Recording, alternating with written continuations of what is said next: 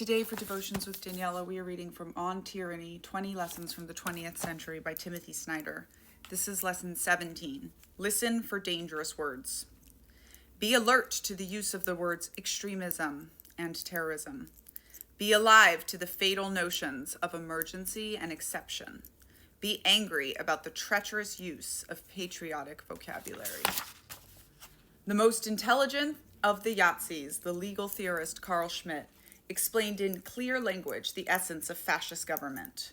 The way to destroy all rules, he explained, was to focus on the idea of the exception.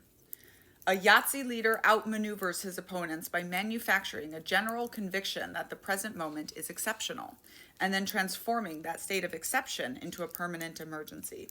Citizens then trade real freedom for fake safety.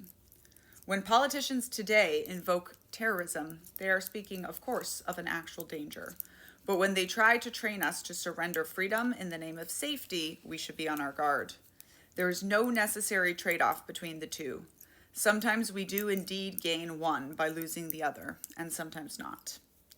People who assure you that you can only gain safety at the price of liberty usually want to deny you both. You can certainly concede freedom without becoming more secure.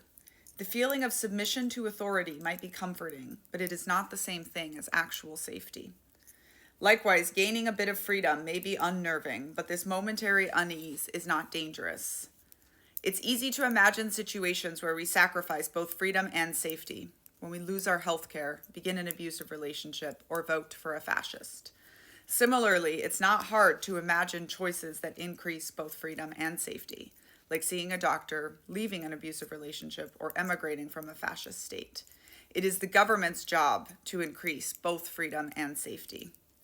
Extremism certainly sounds bad, and governments often try to make it sound worse by using the word terrorism in the same sentence. But that word has little meaning.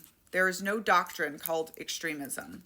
When tyrants speak of extremists, they just mean people who are not in the mainstream, as the tyrants themselves are defining that mainstream at the particular moment. Dissidents of the 20th century, whether they were resisting fascism or communism, were called extremists. Modern authoritarian regimes, such as Russia, use laws on extremism to punish those who criticize their policies. In this way, the notion of extremism comes to mean virtually everything except what it is, in fact, extreme tyranny.